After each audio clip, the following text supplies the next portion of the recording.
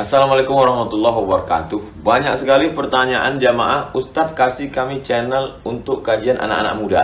Di antara anak muda berasal dari Aceh, luar biasa. Channelnya Maulizul Akbar Nak. Tonton, subscribe, like, share, komen. Assalamualaikum warahmatullahi wabarakatuh.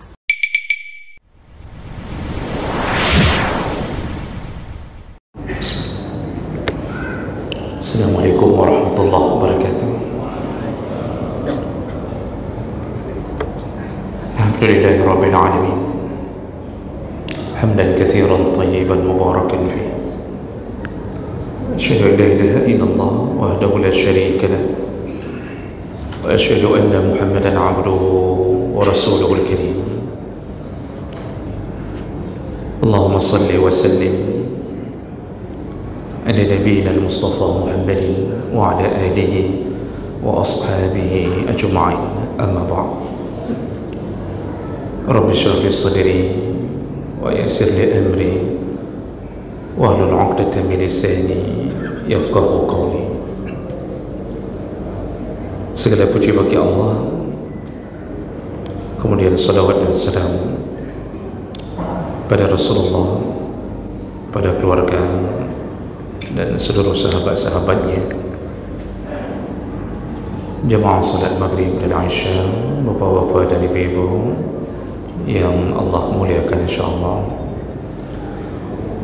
Setelah kita selesai membahas tentang keutamaan melakukan ibadat yang sunnah,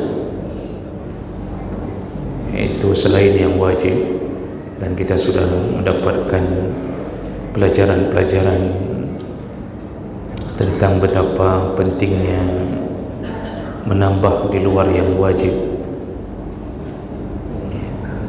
selain pahala yang melimpah, juga diangkat derajat oleh Allah, lalu diampunkan dosa-dosa, dan juga sekaligus penambal bagi salat wajib atau bagi ibadah wajib yang ada kekurangannya. Dia bisa ditambal dengan salat sunnah atau ibadah sunnah yang kita lakukan. Baik, malam ini kita pindah ke judul yang baru, yaitu tentang fadilah melakukan salat sunnah di rumah. Kita akan bahas tentang keutamaan melakukan salat sunnah di rumah.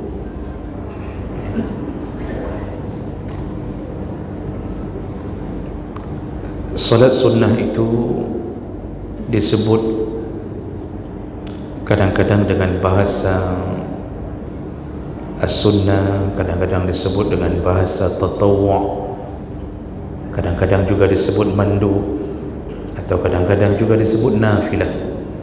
Pada dasarnya tidak jauh berbeda, dan semua salat, semua bahasa yang sunnah itu, nafilah itu dasarnya bermakna az-ziyadah. Jadi kalau naflun itu ziyadah, bertambah. Disebut dengan naflun karena dia amalan yang menjadi tambahan di luar yang wajib. Nah, salah satu ibadah sunnah adalah salat sunnah. Ya jemaah mulakan Allah, salat sunnah ini ada yang disunnahkan melakukan dengan cara berjamaah, ada yang tidak disunnahkan melakukannya dengan cara berjamaah. Di antara salat sunnah yang disunnahkan berjamaah yaitu salat Aid, Idul Fitri, Idul Adha, kemudian salat khusuf dan kusuf, yaitu salat gerhana matahari dan bulan, juga salat istisqa, salat meminta hujan. Nah, ini model salat yang disunnahkan untuk dilakukan dengan cara berjamaah. Namun ada juga salat sunnah yang tidak disunnahkan berjamaah. Jadi lebih utama tidak berjamaah, bahkan lebih baik jangan berjamaah. Di antaranya selain yang disebutkan tadi, jadi termasuklah salat tahajud, salat duha, itu tidak disunnahkan berjamaah. Tapi walaupun begitu, dalam rangka melakukan tarbiyah, maka dibolehkan. Para ulama membolehkan ketika melakukan tarbiyah, yani mendidik keluarga untuk melakukan salat tahajud, ya mungkin seminggu pertama, 2 minggu dalam keadaan berjamaah, dibolehkan. Di pesantren kadang-kadang dilakukan tahajud berjamaah untuk mendidik anak-anak sampai melekat dan mereka bisa bangun dan salat sendiri, maka itu masih dibolehkan. Cuma kalau disuruh pilih mana lebih utama, lebih utama tidak berjamaah. Salat duha juga begitu, ya. Salat sunnah wudu, tahiyatul masjid, salat witir yang harian itu juga tidak disunnahkan berjamaah. Yang disunnahkan berjamaah ketika dia melekat pada salat tarawih. Jadi jemaah melakukan Allah Subhanahu Wa Taala, ini tipe atau kategori tentang salat sunnah. Nah, dari semua salat sunnah tersebut, yang menjadi pembahasan kita adalah di mana sebaiknya seseorang melakukan salat sunnah tersebut.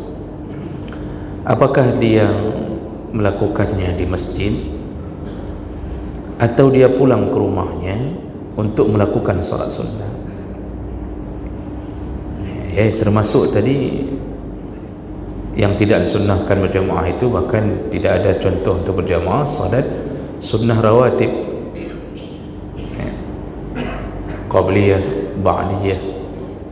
Itu tidak ada contoh dari Nabi dilakukan dengan cara berjamaah. Nah, pertanyaannya, semua solat-solat sunnah yang tidak disunnahkan berjamaah, kalau salat Aid memang sunnahnya berjamaah, otomatis orang bisa melakukannya di masjid. Nah, sekarang yang tidak disunnahkan berjamaah, apakah baiknya kita lakukan di rumah atau kita tetap berada di masjid?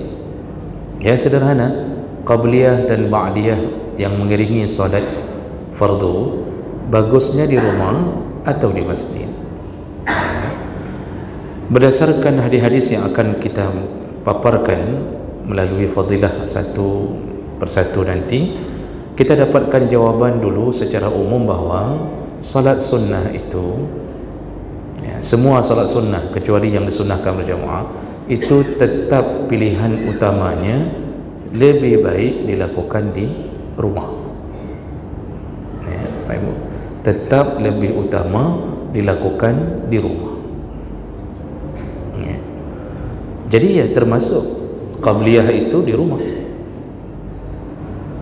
ba'diyah ya di rumah juga lebih utama. Namun tentu bahasan disunnahkan di rumah bukan bermakna ada keharaman kalau dilakukan di masjid. Jadi itu menjadi sebuah pilihan mana lebih utama. Tapi ada kalanya orang menghadapi hal-hal yang sekira-kira kalau dia pulang maka dia meninggalkan perkara yang lebih besar. Contohnya seperti kita hari ini. Ini kalau kita pulang habis maghrib, 30 menit yang akan datang itu sudah azan isya. Seandainya kita pulang untuk melakukan qabliyah, ba'diyah, di masjid pun dilakukan pengajian. Bayangkan kita pulang, biasanya kalau dah pulang tu tak sanggup balik lagi, Pak. Biasanya begitu. Hanya untuk melakukan ba'diyah, lalu balik lagi, itu biasanya tak sanggup. Nah, hal-hal begitu menyebabkan kita bisa memilih yang lebih besar keutamaan di saat bersambung dengan amalan yang lain. Apalagi amalan bermajlis ilmu, seperti yang kita lakukan bersama hari ini amalan besar, amalan yang dihadiri oleh para malaikat. Bahkan kalau malaikat hadir dan mereka tidak lepas mendoakan orang-orang yang hadir melakukan majlis ilmu dengan kalimat Allahumma ighfir lahu warhamhu, ya Allah ampunkan dosa dia atau dosa mereka, sayangilah mereka. Itu doa malaikat kepada semua kita yang bermajlis ilmu. Ditambah dengan seandainya kita pulang melakukan ba'diyah di rumah lalu tak sanggup balik lagi untuk mengikuti pengajian-pengajian di masjid manapun, itu bisa kehilangan amalan yang lebih besar, karena menuntut ilmu itu lebih utama daripada amalan-amalan sunnah yang pribadi. Makanya ada kaedah di sisi para ulama menyusun satu kaedah untuk mendeskripsikan hadis-hadis Nabi yang berbunyi al-muta'addi atau al-amal al-muta'addi. Nanti dalam kaedah yang sedikit beda berbunyi al-ibadah al-muta'addiyah afdalu minal qasir. Semua ibadah yang berhubungan dengan kemaslahatan orang banyak, itu lebih utama daripada ibadah yang hanya berhubungan dengan kemaslahatan pribadi. Salat sunnah itu besar pahala, tapi itu untuk pribadi. Baca Quran besar pahalanya, per huruf dapat 10, tapi itu amalan pribadi.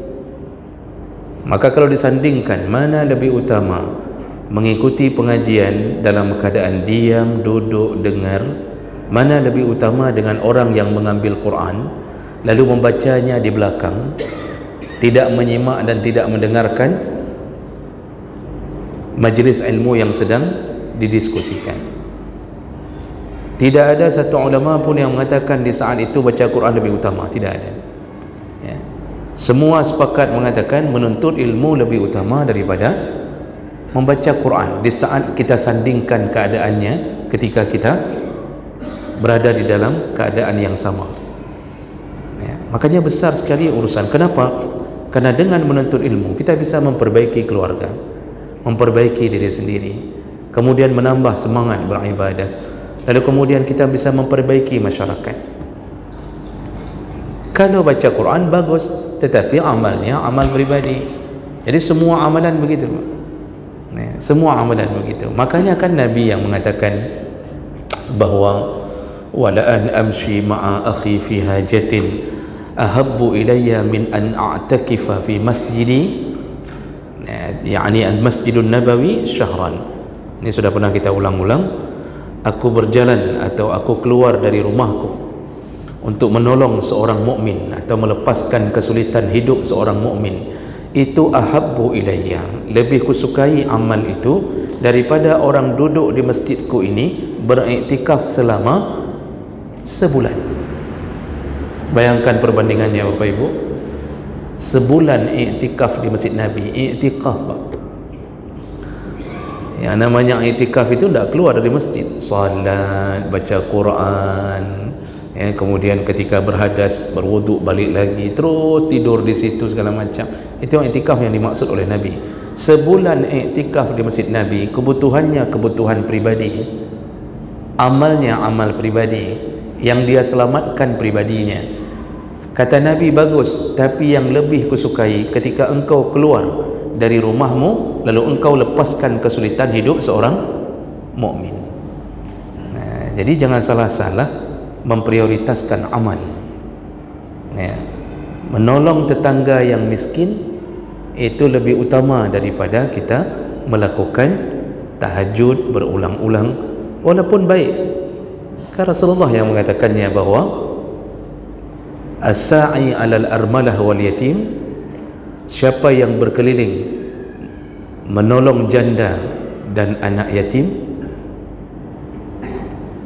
fahuwa kal mujahid fi sabilillah, maka Allah beri pahala untuknya seperti dia sedang berjihad di jalan Allah.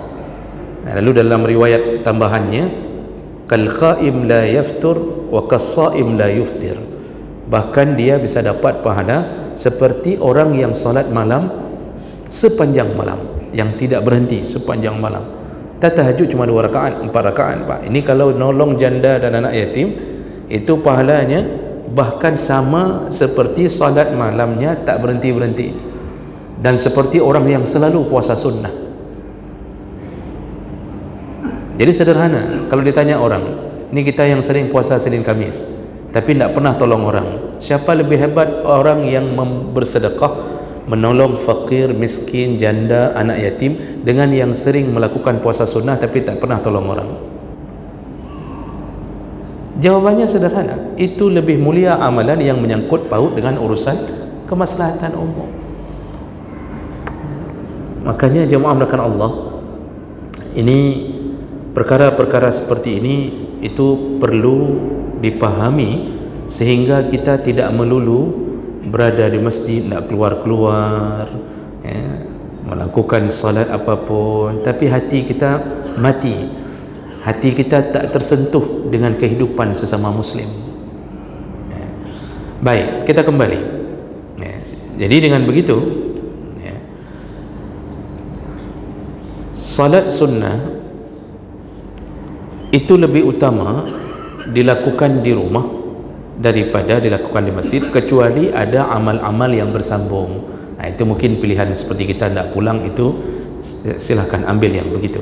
Nah, jadi pada dasarnya secara fikih, qabliyah maghrib itu di rumah, habis lakukan qabliyah baru ke masjid, habis salat maghrib berjamaah pulang lagi, Pak. Itu syogyanya begitu kan, syogyanya begitu. Nanti pulang, habis maghrib itu pulang, itu cerita dasarnya. Lalu salat qabliyah Isya, gitu azan selesai, salat qabliyah Isya di rumah. Nanti datang ke masjid ya waktu salat fardunya.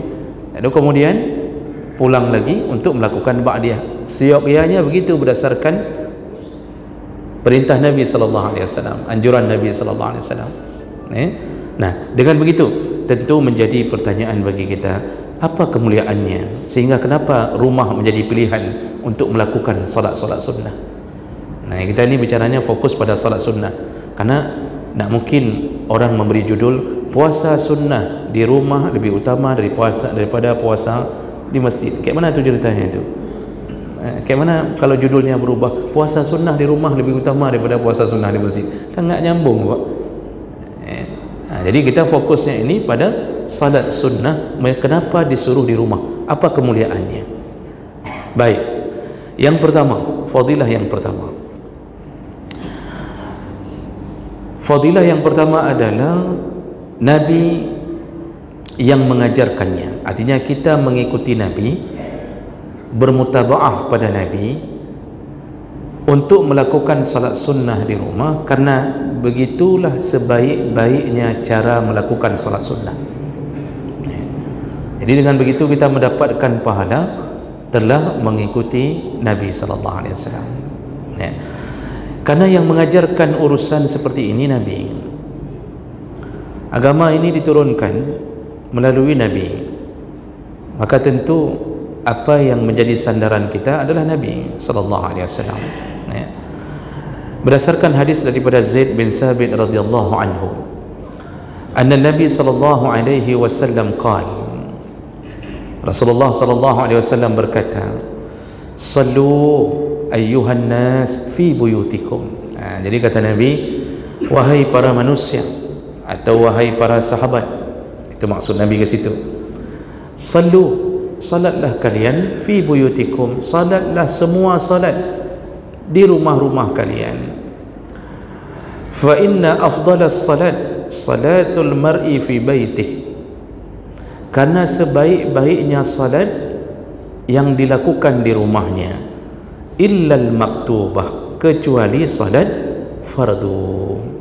Jadi di sini Nabi ingin mengatakan semua salat selain salat fardu lakukanlah di rumah. Ya, artinya ya tentu pengecualiannya tadi salat-salat yang memang dicontohkan Nabi berjamaah.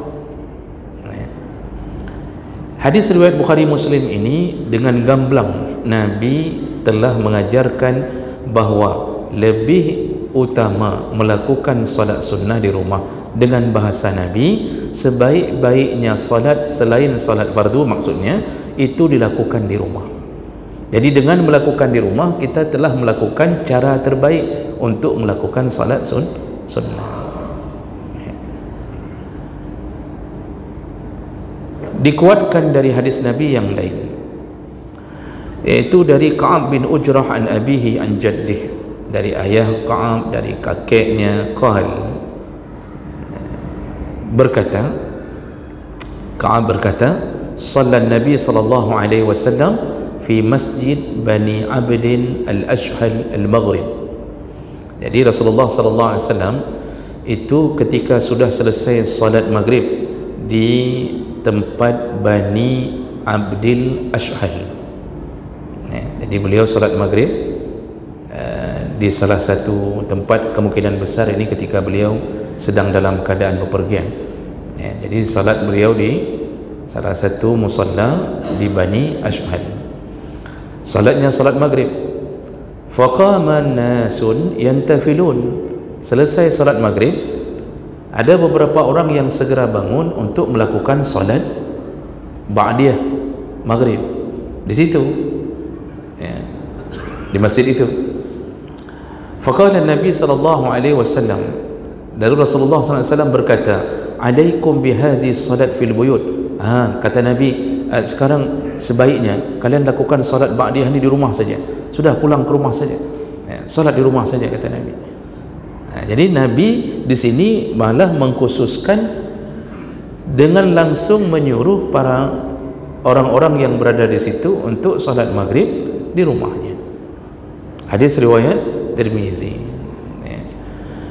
Nah, jemaah melakukan Allah Subhanahu wa taala, oleh kerana itu di dalam kehidupan para tabi'in, ulama-ulama yang besar itu, mereka membiasakan salat sunnah itu di rumah. Jadi tidak menuju ke masjid. Ini menjadi fadilah pertama. Kenapa salat sunnah disuruh di rumah? Pertama, karena Nabi langsung yang menganjurkannya, mengajarkannya, dan Nabi pula yang mengatakan sebaik-baiknya salat sunnah apabila dilakukan di rumah. Dengan begitu, kalau kita melakukannya, maka kita telah mengikuti apa yang dianjurkan oleh Nabi sallallahu alaihi wasallam. Nah, sekali lagi, bahasa Nabi ketika menyuruh ini bukan mengharamkan salat sunnah di masjid, tetapi kalau disuruh pilih, lebih utama dilakukan di rumah.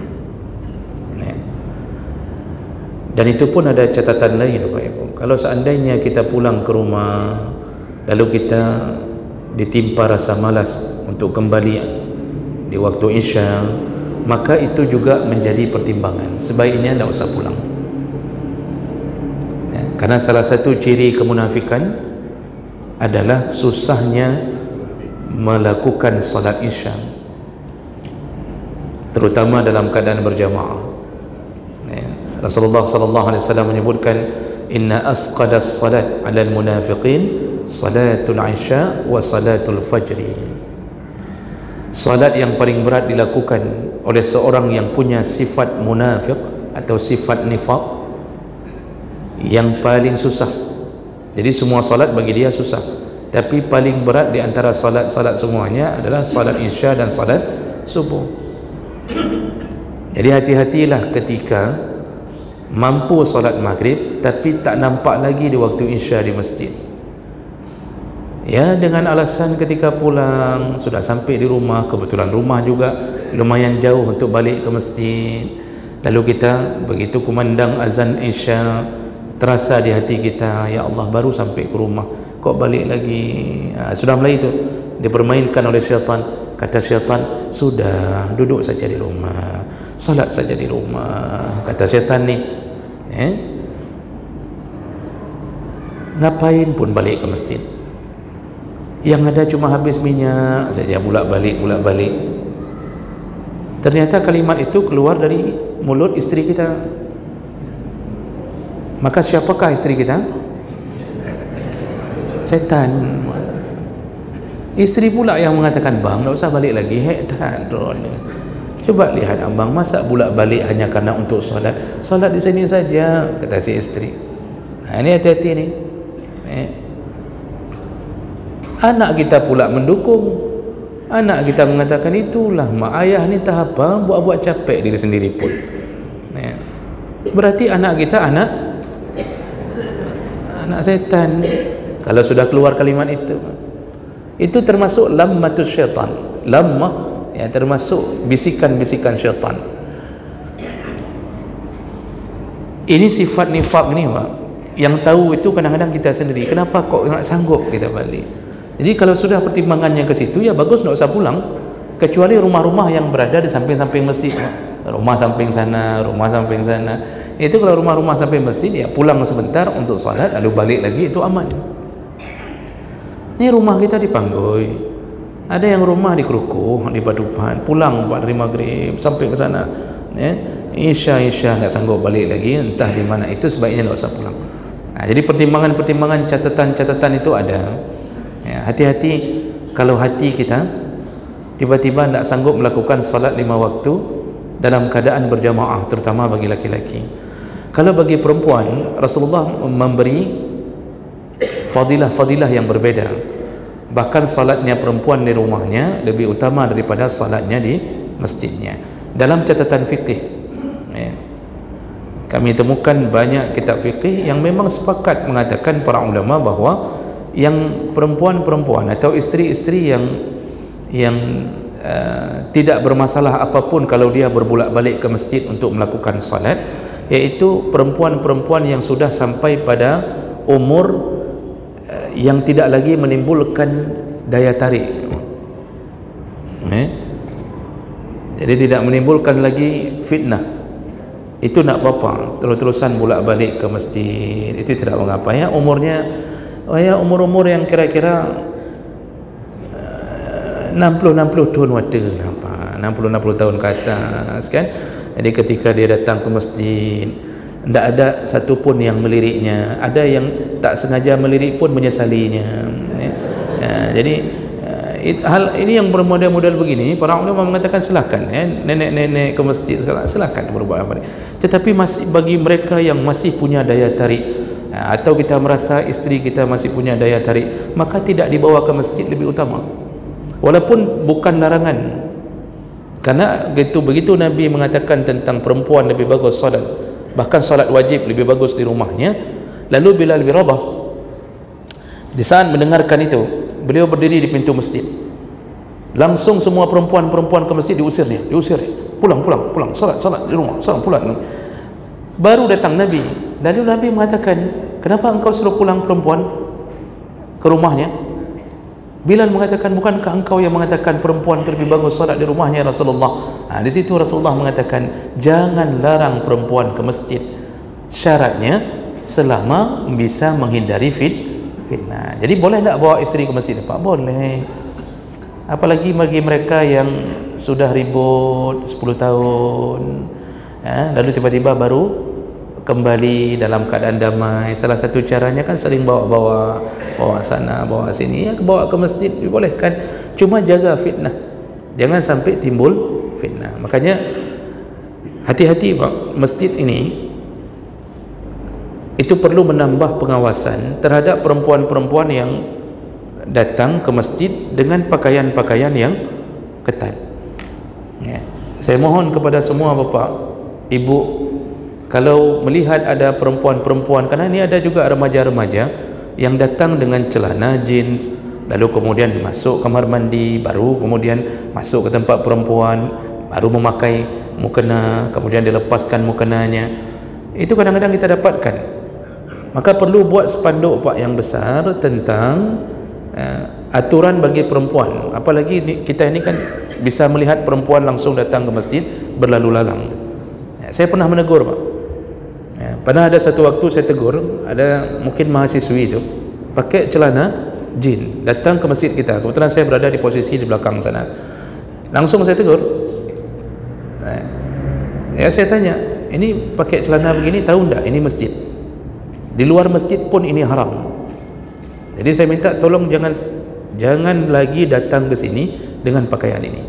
Dan saya berharap BKM masjid itu membuat spanduk besar-besar tentang pakaian perempuan, karena fitnah itu bisa terjadi. Jadi sambil buka puasa Senin Khamis, lewat perempuan berwuduk, lumayan pakai celana ketat, buka puasa aja, mata gede je, ambil buka puasa gedenya, ya, bawan-bawan kita mengelai hidung masuk ke hidung dah salah masuk, kadang-kadang ingin fitnahnya besar, ya.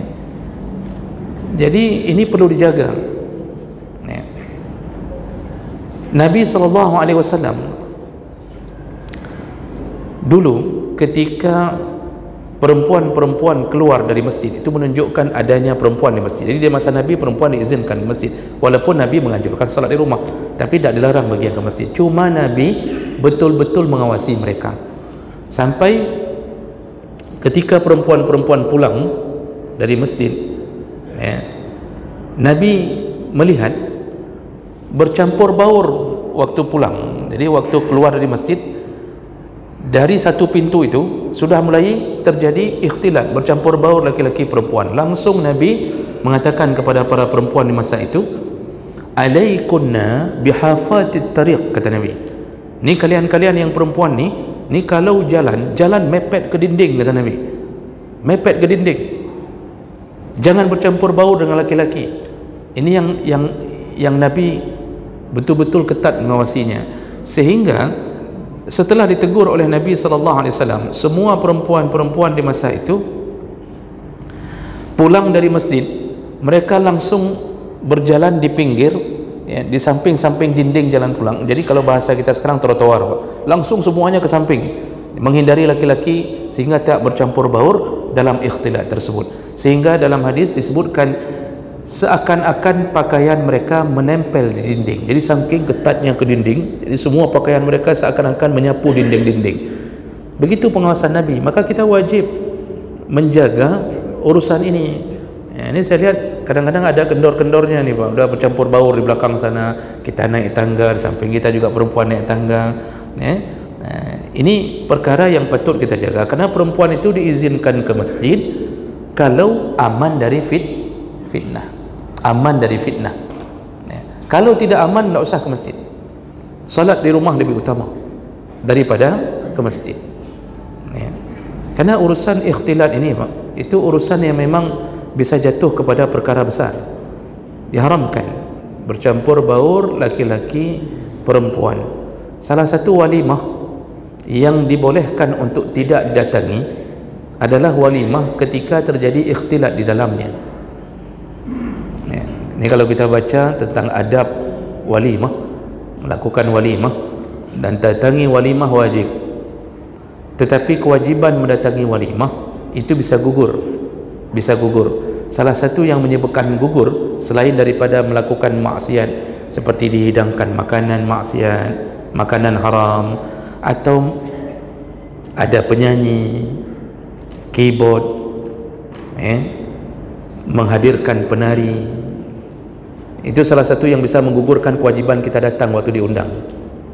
Sudah sampai di depan pintu situ pun, kalau kita lihat tiba-tiba ada tarian-tarian, ada nyanyian-nyanyian, perempuan pula yang disuruh jadi biduantanya untuk bernyanyi, ini langsung putar balik, boleh tidak hadir. Amplop-amplop masukkan lagi ke kantong, pulang. Dan salah satu yang menyebabkan boleh tidak hadir ke walimah yang seharusnya kita wajib datang, ketika di situ terjadi ikhtilat. Bagaimana ikhtilat? Bercampur baur laki-laki perempuan. Jadi kalau bahasa Inggrisnya kampok-pok, ya, jadi kita masuk di situ, kita tabrak perempuan. Memang ada juga yang sengaja nabrak-nabrak. Nah, itu ada juga yang bandot-bandot lagi nasi, ya, katuha bandot lom. Ya, itu dia punya penyakit gatal-gatal, dari mudanya dia punya penyakit gatal-gatal itu, Pak. Ada juga yang begitu. Tapi bagi kita yang mukmin, yang beriman, takut kepada Allah, itu masalah perkara yang tak boleh diterobos. Dibuka satu jalan, Pak. Di situ hidangan untuk perempuan, di situ hidangan untuk laki-laki, dan kemudian mulailah kita tertabrak dengan perempuan, bergesekan segala macam. Itu model-model begitu, itu boleh tak hadir. Jadi tidak lagi menyebabkan dosa. Pentingnya menjaga urusan ikhtilat. Makanya Bapak Ibu yang Allah muliakan, khusus bagi perempuan, maka kalau salat wajib pun, kalau dia khawatir timbul fitnah, maka lebih utama salat di rumahnya. Tapi bagi nenek-nenek yang dia yakin bahawa dia tidak akan menimbulkan fitnah kembali, maka tidak mengapa untuk dia terus-terusan berada di masjid. Tapi sekali lagi, ini bukan larangan. Nah, bagi kita laki-laki, hukumnya berbeda. Kalau salat wajib, itu di masjid. Jadi tadi Nabi mengatakan apa? Illal maktubah, salatlah kamu di rumahmu, karena sebaik-baik salat di rumahmu, kecuali yang wajib. Berarti kalau begitu, yang wajib itu di masjid. Tempat kita salat wajib itu di masjid. Jadi usahakan ke masjid. Di dalam pandangan 4 mazhab, ada sedikit perbezaan memang tentang hukum salat berjamaah. Kalau menurut mazhab Hanafi dan Maliki, berjamaah itu sunnah muakkad, dengan hadis bahawa Rasulullah mengatakan salatul jamaah afdalu min salatil fazzi 27 darajah, 27 derajat. Makanya sunnah muakkad di sisi mazhab Hanafi dan Maliki. Kalau di sisi mazhab Syafi'i, fardu kifayah, dengan dalil kalau tidak ada yang berjamaah dalam 3 hari di satu kampung, maka syaitan akan menguasai mereka. Makanya mazhab Syafi'i mengatakan harus ada berjamaah. Maka dibuatlah hukum fardu kifayah, wajib tetapi kifayah. Asal ada yang salat, maka yang lain bisa gugur kewajiban itu, tapi tetap disuruh, bukan digugurkan boleh nak salat. Nah, kemudian mazhab Hambali mengatakan fardu ain dengan beberapa dalil. Orang buta minta izin sama Nabi untuk salat sendiri. Kata Nabi, engkau dengar azan? Kalau dengar azan tetap ke masjid. Lalu ketika Nabi salat, setelah salat Nabi mengatakan, sebelum salat Nabi mengatakan, seandainya boleh ada yang menggantikanku menjadi imam, sungguh ku bakar semua rumah-rumah orang yang tidak salat jamaah. Nah, jadi pelajaran kita pada malam ini adalah salat sunnah apapun yang selain dijamaahkan, maka lebih utama di rumah, kecuali ada pertimbangan-pertimbangan lain, ya. Jadi kalau tidak ada pengajian, habis salat duhur, lebih bagus pulang. Jadi waktu orang tanya, bapak pulang ya? Iya, saya pulang karena saya sudah dengar pengajian salat sunnah bagus di rumah. Dia pulang tapi tidak salat juga di rumah. Itu yang kayak gitu Pak, entahlah, nak tahu saya mau bilang apa Pak. Jadi demikian, mudah-mudahan bermanfaat. Subhanakallahumma bihamdik, asyhadu an la ilaha illa anta, astaghfiruka wa atubu ilaik. Wassalamualaikum warahmatullahi wabarakatuh.